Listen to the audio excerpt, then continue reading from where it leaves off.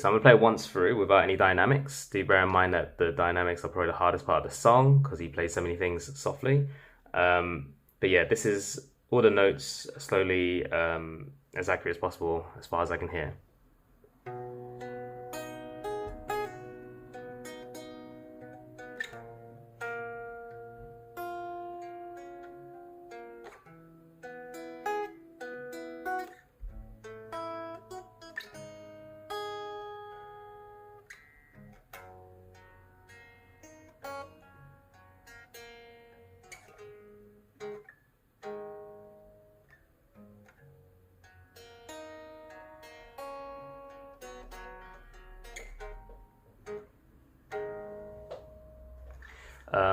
So just certain details. I mean, you can pretty much find the chords that I played like online, just like on Ultimate Guitar or something, and then just kind of use your ear to work out what I played. There's a few pointers to that you should note from the recording, just because I've noticed a few covers online are not quite accurate.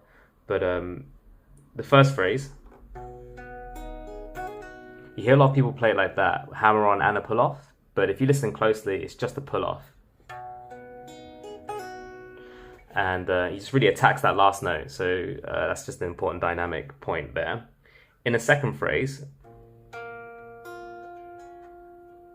this bit was really hard to hear in the recording, but I believe the quiet bit that he plays after the is, so in the timing it would be,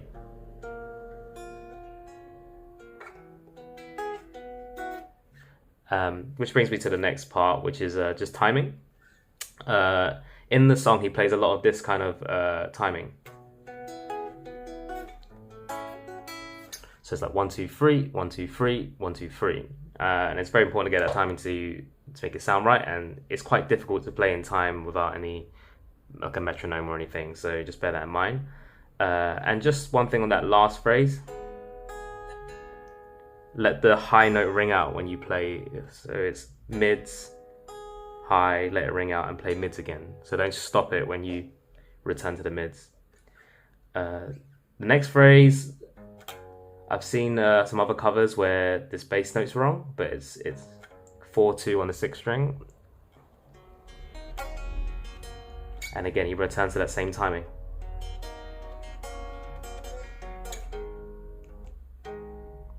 And yeah, I think that's it.